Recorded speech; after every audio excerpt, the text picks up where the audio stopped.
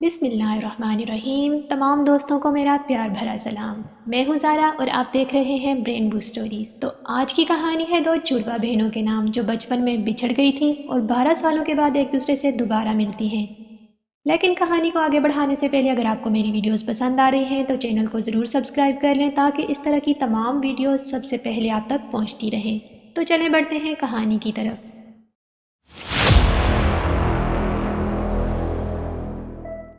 کہانی کا start year 1986 سے ہوتا ہے جب نک پارکر اور ایلزابتھ جیمز ملے تھے۔ ان دونوں کو جلد ہی پیار ہو گیا اور دونوں نے شادی کر لی۔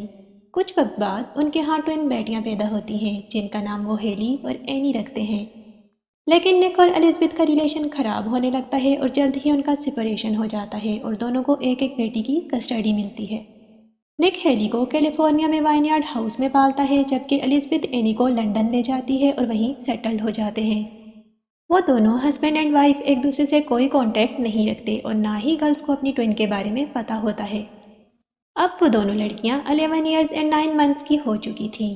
ایک کو انسیڈنٹ ان دونوں کو اکٹھا کر دیتا ہے جب وہ دونوں ایک ہی سمر کیمپ اٹینڈ کرنے آتی ہیں۔ ان دونوں کی وہاں ملاقات ہوتی ہے مگر وہ ایک دوسرے کو خاص پسند نہیں کرتی کیونکہ ان دونوں کی پرسنالٹیز بہت مختلف تھیں۔ ہیلی ایک کول اور چلبلی سی لڑکی ہے جبکہ اینی کافی ڈیسنٹ اور کام ہے۔ اینی ہیلی کو ایک فینسنگ میچ میں گرا دیتی ہے جس کے بعد وہ پہلی دفعہ ایک دوسرے کو دیکھ کر بہت حیران رہ جاتے ہیں۔ باقی بچے بھی یہ دیکھ کر حیران تھے کیونکہ وہ بالکل ایک جیسی دکھائی دے رہی تھی۔ اس کے بعد دونوں کے درمیان خود کو بیٹر پروف کرنے کا مقابلہ شروع ہو جاتا ہے اور وہ دونوں ایک دوسرے کے ساتھ بہت پرینکس کرتی ہیں۔ ایک دفعہ ہیلی اور اس کی فرینڈز اینی پر ڈینجرس اسپرے کرتی ہیں جس سے کیمپ کے ڈائریکٹر بہت ناراض ہو جاتے ہیں۔ اس کے بعد وہ ہیلی اور اینی کو پنشمنٹ کے طور پر ایک آئسولیشن ہٹ میں بند کر دیتے ہیں جہاں انہیں ایک ساتھ رہنا تھا۔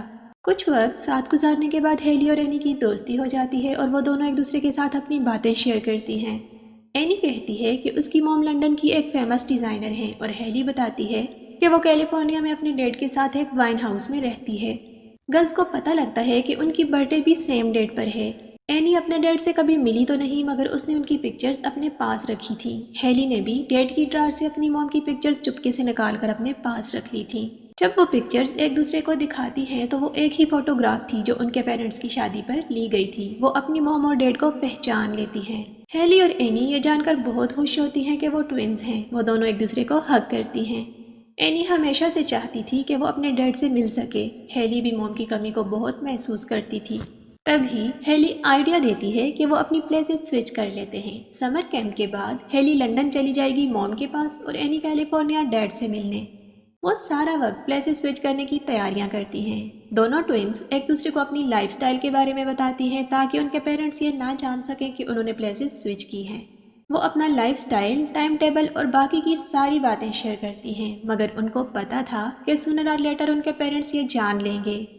مگر یہی تو ان کا پلان تھا کہ جب ان کے پیرنٹس کو یہ حقیقت پتہ چلے گی تو ان دونوں کو ملنا پڑے گا۔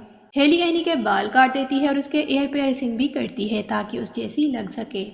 سمر کیمپ کے 8 ویکس جلد ختم ہو جاتے ہیں اور وہ گھر واپس چلی جاتی ہے۔ اینی کیلیفورنیا آ جاتی ہے اور ہیلی لنڈن۔ ان کے پیرنٹس اپنی ڈاٹر میں کچھ نہ کچھ ڈفرینسز تو محسوس کرتے ہیں مگر کوئی اس بات پر خاص توجہ نہیں دیتا۔ ہیلی اور اینی ایک دوسرے کو فون پر مزید گائیڈ کرتی رہتی ہیں۔ اینی ڈیڈ سے مل کر بہت خوش تھی اور ہیلی بھی موم کے ساتھ بہت اچھا فیل کر رہی تھی۔ اینی کی ملاقات ہیلی کی ہاؤس کیپر چیزی سے ہوتی ہے اور اس کے ڈیڈ کے ساتھ اکثر گھر میں ایک اور عورت بھی دکھائی دیتی ہے۔ چیزی سے پتہ چلتا ہے کہ وہ عورت ایک پبلسسٹ ہے جس کو اس کے فادر نے ہائر کیا تھا۔ اس لیڈی کا نام میریڈٹ تھا۔ نک اور میریڈٹ بہت کلوز نظر آتے ہیں۔ چیزی بتاتی ہے کہ وہ دونوں ایک دوسرے کو ڈیٹ کر رہے ہیں۔ اینی کو یہ سچویشن بالکل پسند نہیں آتی کیونکہ وہ تو اپنی موم اور ڈیڈ کا پیچ اپ کروانا چاہتی تھی۔ وہ میریڈٹ سے ملنے جاتی ہے تو اسے میریڈٹ بہت کلیور لگتی ہے۔ اینی ہیلی کو کال کر کے ساری سچویشن بتاتی ہے مگر ہیلی اسے بتاتی ہے کہ وہ ابھی لنڈن میں موم کے ساتھ بہت انجوائے کر رہی ہے اور ابھی واپس نہیں آنا چاہتی، تو ایسے میں اس کی بہن کو ساری سچویشن سنبھالنا ہوگی۔ دوسری طرف ڈیڈ اینی کو بتانا چاہتے ہیں کہ وہ جلد میریڈٹ سے شادی کرنے والے ہیں مگر اینی ہر دفعہ بات بدل دیتی ہے کیونکہ وہ چاہتی ہے کہ ڈیڈ ایسا نہ کریں۔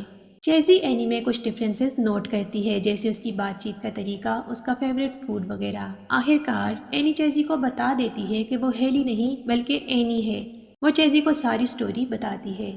जैसी तब से यहाँ हाउस कीपर है। जब हेली और एनी पैदा हुए थे वो एनी से मिलकर बहुत खुश होती है और प्रॉमिस करती है कि वो ये सीक्रेट किसी को भी नहीं बताएगी। फाइनली डैड एनी को बताते हैं कि वो मेरिडिट से शादी करने वाले हैं। एनी ये सुनकर बहुत गुस्सा होती है। वो मेरिडिट को बिल्कुल पसंद नहीं करती क्योंकि उसे रियलाइज होता है कि मेरिडिट भी उसकी इंटरफ्रेंस नहीं चाहती। वो एक गोल्ड डिगर है जो निक से उसके पैसे के लिए शादी कर रही है। दूसरी तरफ लंदन में हेली अपनी मोम, घर के बटलर मार्टन और नाना के साथ बहुत खुश रह रही है। मार्टन भी हेली में कुछ चेंजेस नोट कर लेते हैं। उन्हें शक होता है कि कुछ न कुछ तो गड़बड़ है।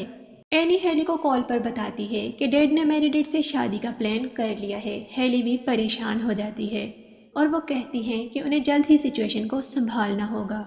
मीनवाइल ग्रैंडपा उनकी बातें सुन लेते हैं। आखिरकार हेली को उन्हें सारी कहानी बतानी पड़ती है। ग्रैंडपा हेली से कहते हैं कि वो मॉम को सब कुछ सच बता दे। ग्रैंडपा की एडवाइस मानकर मॉम को वो सब कुछ सच बता देती है कि वो एनी नहीं हेली है। एलिज़ाबेथ अपनी दूसरी बेटी से मिलकर बहुत खुश होती है और उसे बहुत प्यार करती है। मार्टन और ग्रैंडपा भी खुशी के आंसू रोने लगते हैं। लेकिन अब उन्हें एनी के लिए कैलिफोर्निया जाना था। एलिज़ाबेथ हेली से कहती है कि वो कॉल करके डैड को उनके आने का बताए। मीनवाइल एलिज़ाबेथ बहुत एंशियस है कि वो अपने हस्बैंड का सामना कैसे करेगी। बटलर मार्टन उसे काम डाउन करता है और पैकिंग में भी हेल्प करता है। एलिज़ाबेथ मार्टन से कहती है कि वो भी उनके साथ चले क्योंकि मार्टन उनका बहुत पुराना मुलाजिम है और फ्रेंड्स के जैसा है। हेली बताती है कि उसने डैड से बात कर ली है और वो सैन फ्रांसिस्को में मिलेंगे। दूसरी तरफ एनी डैड से कहती है कि वो लोग मेरिडिट को लेकर कुछ दिन के लिए सैन फ्रांसिस्को चले जाते हैं जहां वो शादी की डिस्कशन भी कर सकेंगे और मेरिडिट के पेरेंट्स से भी मिल सकेंगे। निक को ना तो एलिज़ाबेथ और हेली के आने का पता था और ना ही ट्विंस की प्लेसेस स्विच करने का।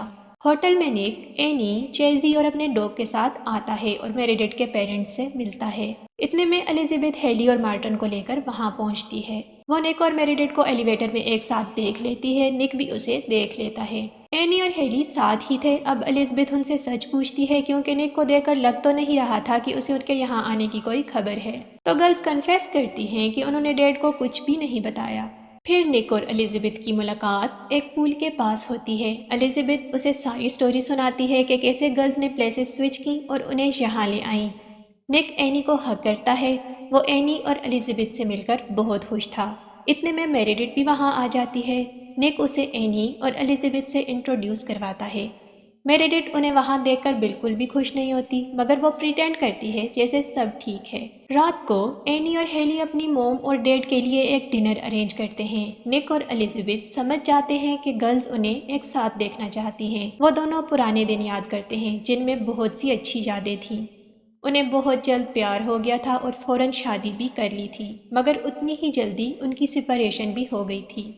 ये बातें करते करते वो उदास हो जाते हैं मगर गर्ल्स का दिल रखने के लिए वो एक साथ डिनर भी करते हैं।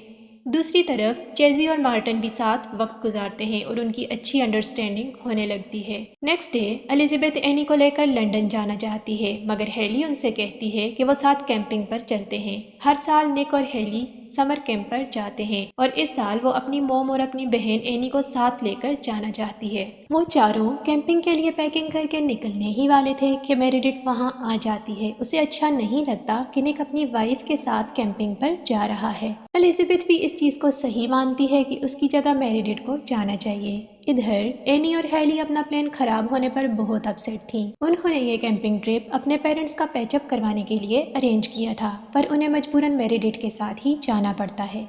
हाइकिंग के दौरान गर्ल्स मेरिडिट को बहुत तंग करती हैं। वो कभी उसके बैग में स्टोन्स डाल देती हैं तो कभी वाटर बॉटल पर लेजर्ड रख देती हैं।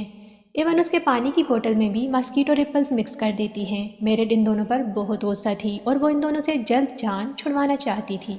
रात को जब मेरिडिट सोती है तो हेली और एनी उसका मैट्रेस लेक में उतार देती हैं। सारी रात मेरिडिट लेक में ही तैर रही थी। सुबह जब वो उठती है तो खुद को लेक में देखकर डर जाती है और पानी में गिर जाती है।